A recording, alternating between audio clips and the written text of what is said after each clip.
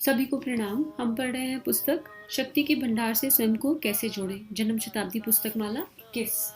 आइए गायत्री मंत्र के साथ परमपिता परमेश्वर का स्मरण करते हुए स्वाध्याय को आगे बढ़ाते हैं। ओम भूर्भुवः स्वः तत्सवितुर्वरेण्यं भर्गो देवस्य धीमहि धियो यो नः प्रचोदयात्। इस स्वाध्याय के माध्यम से गुरुदेव हमें बहुत खूबसूरत बातें समझा रहे हैं। भगवान के पास बैठना है तो क्यों बैठना है, कैसे बैठना है, क्या हमें हमारी मन स्थिति होनी चाहिए, क्या हमारी भावनाएं होनी चाहिए, समर्पण हो तो कैसा हो। गुरुदेव अलग अलग एग्जाम्पल्स के माध्यम से लास्ट स्वाध्याय में हमें ये बता रहे थे। और फिर बदलाव किस में आना चाहिए, दृष्टिकोण में, चिंतन में, चरित्र में, भावनाओं में। और हर कर्म का पीछे जो मूल उद्देश्य हो, जो लक्ष्य हो, वो परमात्मा की प्राप्ति हो। उसके बाद गुरुदेव कह रहे थे कि भगवान ना पहले मांगने आते हैं, तो सुदामा का एग्जाम्पल दिया, माँ शबरी का एग्जाम्पल दिया कि जब सुदामा के पास गए तो पोटली मांग ली, उसके बाद शबरी के पास गए तो उनसे बेर मांग लिए, गोपियों के पास गए तो उनसे प्यार मांग लिया। तो इसी स्वाध्याय को आगे बढ़ाते हैं। गुरुदेव लिख रहे हैं, गोपियों के पास भी गए थे, गोपियों से भगवान प्यार करते थे और उनसे यही पूछते थे, लाइए आप कुछ दीजिए। कुछ नहीं तो छाजी मांग लेते थे। कर्ण से भी मांगने गए थे, बलि से भी मांगने गए। हर जगह भगवान मांगते ही चले आते हैं। भगवान कहीं भी जाते हैं तो मनुष्य की पात्रता को परखने के लिए, उसकी महानता को विकसित करने के लिए एक ही दबाव डालते हैं कि आपके पास क्या है उसे सुपुर्द कर दीजिए। क्यों करते हैं? ये लाइन बहुत इंपॉर्टेंट है। पात्रता को परखने के लिए, हमारा देने का भाव बना कि नहीं बना। देवता मतलब जो देना जानता हो, और भगवान क्या चाहते हैं कि हम सबके भीतर का देवत्व जागरण हो जाए।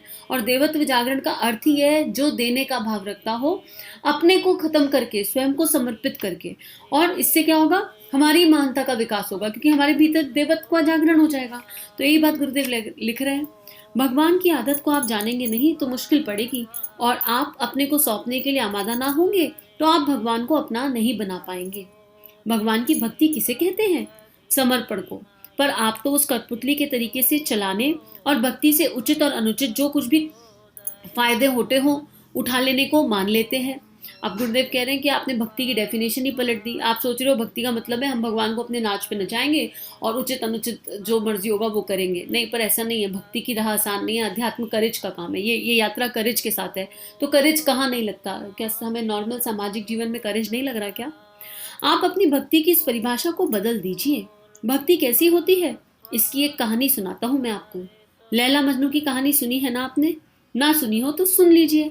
एक मजनू था जो लैला को प्यार करता था और चाहता था कि उससे शादी हो जाए, लेकिन उसका बाप तैयार नहीं था।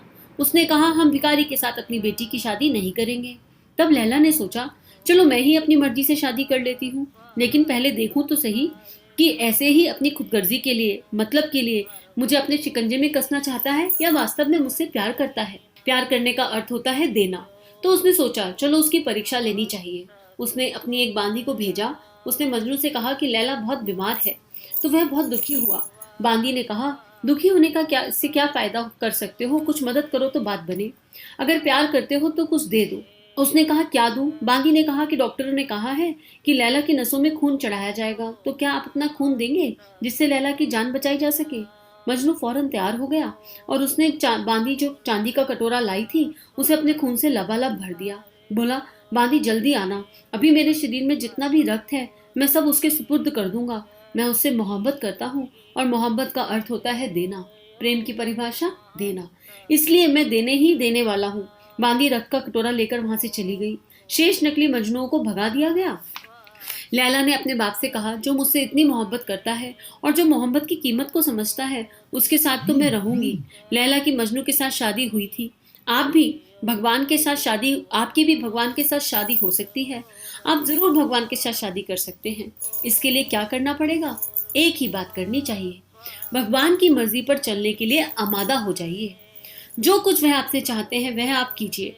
आप चाहते हैं, ठीक है, लेकिन आप जो चाहते हैं उससे पहले भगवान ने बहुत कुछ दिया है। उसने आपको एक इंसान बनाया, एक बेहतरीन समर्थ जिंदगी दी। इसके आधार पर आप अपनी मनमर्जी पूरी कर सकते हैं। मनमर्जी के लिए कोई कमी नहीं।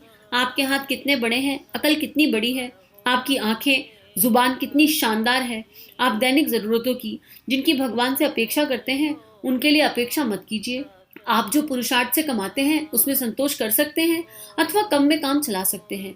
आप अपनी हवस और अपनी ख्वाहिशें, तमन्नाएं और इच्छाएं और अपनी महत्वाकांक्षाओं को पूरा करने के लिए क्या भगवान को दबोचेंगे? भगवान को मंजूर करेंगे? क्या वह कर्तव्य की बात छोड़ दे और आपके लिए पक्षपात करने लग जाए और कर्म फल की महत्ता का परित्याग कर दे?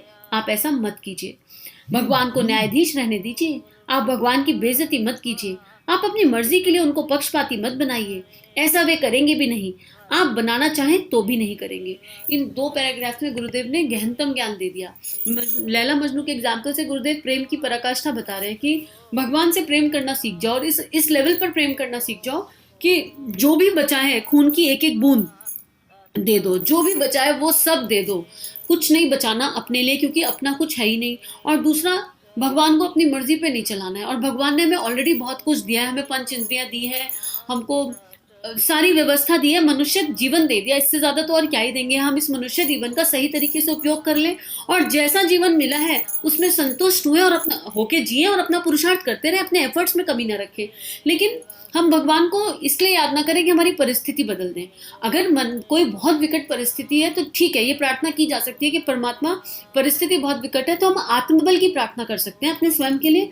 भगवान हमें शक्ति दीजिए कि जो भी परिस्थिति हो उसको आपका बच्चा एक मजबूत आपका उंगली पकड़ के मजबूती के साथ निभा सके। लेकिन कभी ये मत कहिए कि हमारी परिस्थिति बदल दो या ये बदलाव कर दो या वो बदलाव। और अगर कह भी रहे हो तो लास्ट में मुंह से द्रवित हृदय से निकल जाना चाहिए कि भगवान जी, आपको जो ठीक लगे वो कर दो। अगर हमारी ये इच्छा अनुचित है तो उसको पूरा मत करना। जैसा आपको उचित लगे, जो आपको ठीक लगे, आप वो कर दीजिए।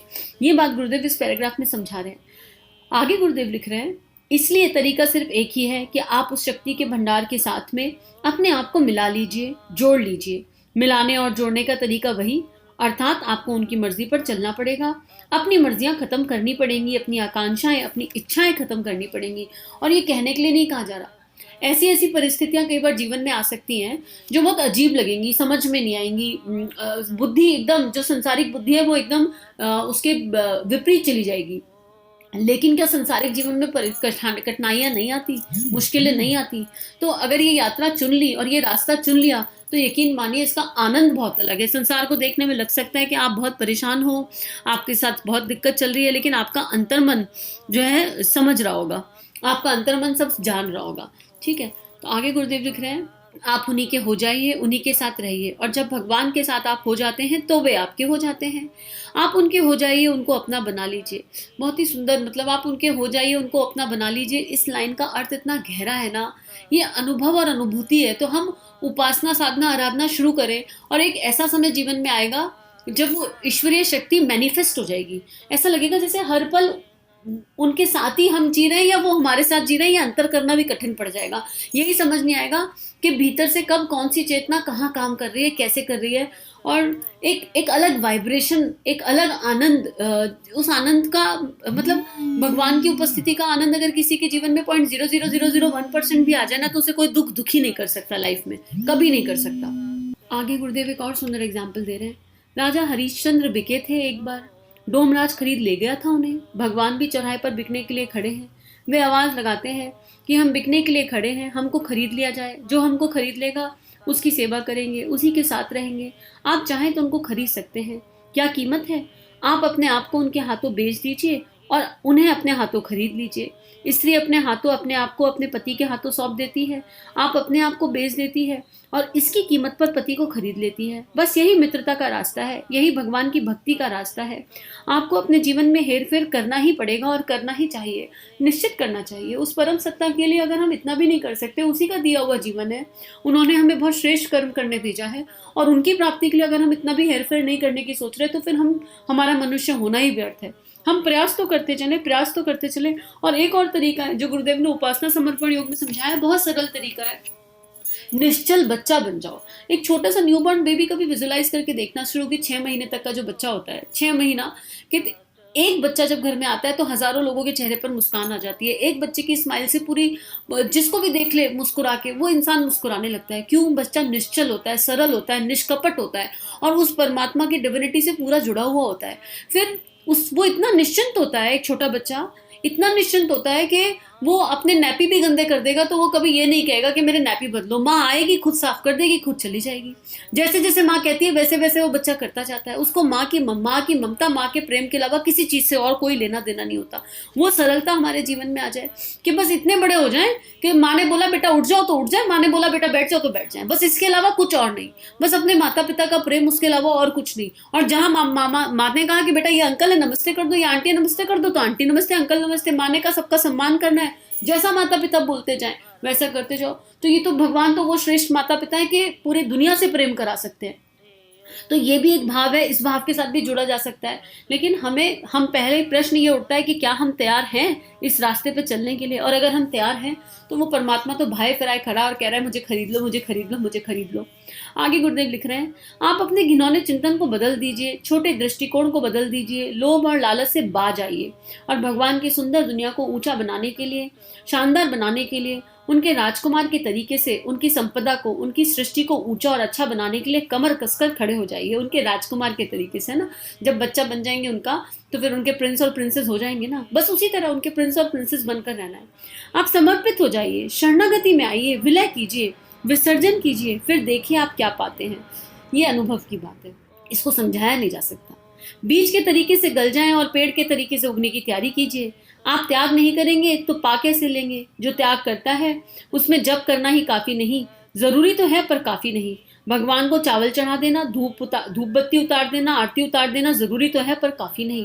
गुरुदेव ये कह रहे हैं कि कर्मकांड की अपनी एक इम्पोर्टेंस है, लेकिन खाली कर्मकांड के स्तर पर चीजें नहीं हो सकती। उपासना, साधना, आराधना 3 चरण है। अंतर मन में हर क्षण जप चलता रहे, हर क्षण साधना चलती रहे। और इसका सीधा सीधा पैरामीटर है हृदय में प्रेम, संवेदना, करुणा और देने के भाव के अलावा और कोई भाव आए ना। अगर कहीं और कोई भाव आ रहा है किसी के लिए या अपने लिए, तो समझ लो कि परमात्मा मैनिफेस्ट नहीं हो रहे। अपने ऊपर काम करने की और जरूरत है। इसलिए यात्रा केवल आत्मनिर्माण की है। आत्मनिर्माण होगा तो बाकी सब कुछ अपने आप घटित होने लगेगा।